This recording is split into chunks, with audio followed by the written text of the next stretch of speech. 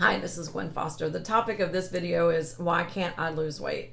And I think that this is a very broad subject and everyone has different reasons, but I want to give you some of the top reasons to consider just about weight loss specifically. And if you've had problems losing weight, it might be a good thing to schedule an appointment to really get a customized approach for you. Not everybody is created equal. Some people lose weight on Atkins, some people gain weight. Some people lose weight on paleo keto, some people gain weight. I did a separate video on paleo keto, so if you're interested in that, please go watch that video.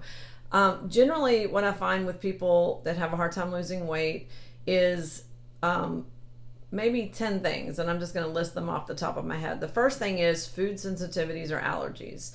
If you have a food sensitivity to corn or chicken, and I know this sounds weird, but one of my clients just recently lost 17 pounds in about a month by mostly eliminating chicken from his diet, chicken and corn.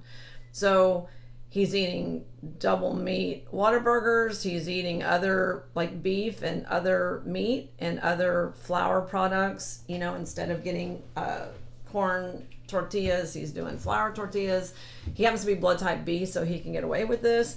But anyway, people are thinking, well, how do you lose weight with a double meat Whataburger? And I'm not suggesting that. I'm just saying that if chicken is an inflammatory food for you, which it is for blood type Bs, or if it's pork, or if it's flour, or if it's sugar, or if it's whatever, strawberries, and that's something that you're doing every day, it's going to cause weight gain. I have a friend / client that was allergic to black pepper and black tea, two things that have no calories on their own. And when she avoided those two things, black pepper and black tea, she lost about 60 pounds in 6 months. And it seems kind of crazy that you can lose that much weight by avoiding two things that have 0 calories.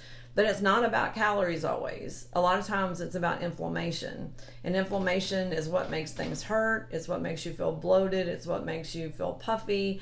And so I do ALCAT, blood allergy testing. That's like one way to find out if you have food sensitivities and which ones.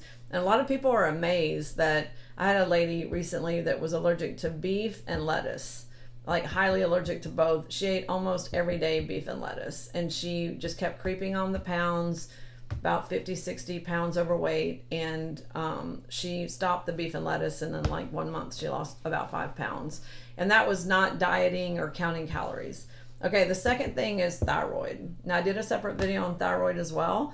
Thyroid is very misdiagnosed and underdiagnosed.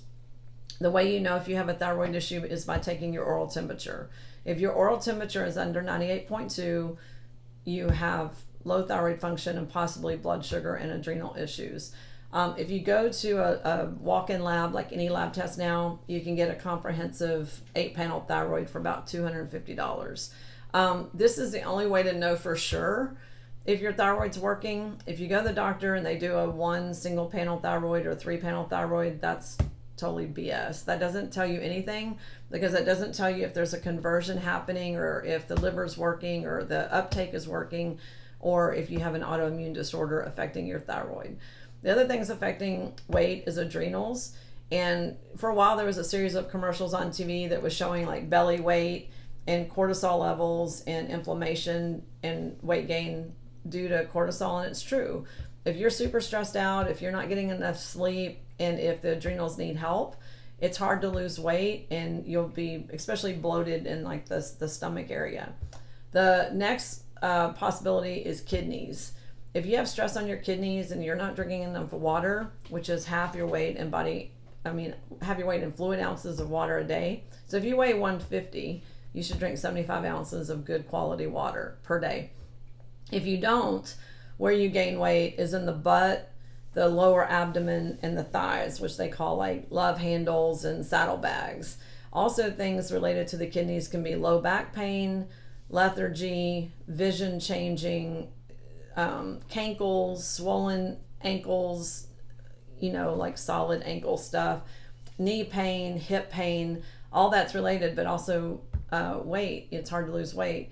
And then just in general, especially more for women, but this can be for men too, is hormone imbalance. If you have hormone imbalance, low progesterone, high estrogen or estrogen dominance, testosterone that's out of balance, you're going to gain weight easier. And this is very common in like perimenopause and menopause, but it can happen really at any age because of girls on birth control. It's very common for girls that go on birth control to start gaining weight and have a hard time losing weight.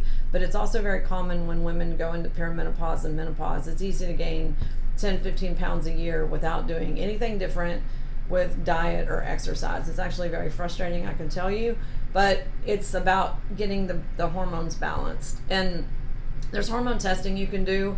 Again, I don't think my hair is doing something crazy.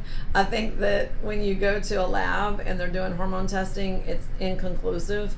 I don't think serum testing, which is lab draw, is best for hormones because it doesn't distinguish between the 3 estrogens, and it also doesn't show the liver conversion. So I do like saliva hormone testing better. And then the last main category, and this is a lot of possible reasons, is why an appointment can be a really good idea to really fine tune. But the other reason is emotional. Some people are very emotional eaters, you know, that when they're sad, they eat. When they're happy, they eat. They feel like they want a reward, so they eat.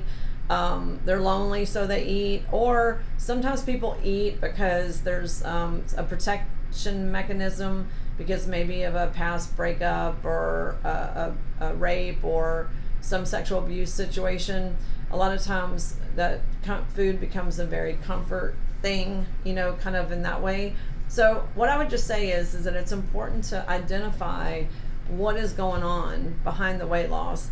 And then the other part that I want to say, and this is true if you don't have a gallbladder or if you have known liver gallbladder issues, is that if you don't have a gallbladder, if it was taken out, you cannot do a high fat, high protein diet. You will gain weight. Even if, I mean, there's some blood types that gain weight on, like O's do better on Atkins, or O's do better on paleo keto. A's not so much. But if you're any blood type and you had your gallbladder taken out, or you have known liver gallbladder issues, a high fat, high protein diet is not the best one for you. You should actually go to a very low fat, good fat, but low fat diet, lean proteins, and lots of veggies. And so that matters too. And sometimes people don't even know if they have any kind of liver involvement. There's signs of liver issues that you can find online. We'll do maybe a separate video on just liver issues. But these are things that are super important in being happy and being healthy. So I hope you like the video. Please like and subscribe.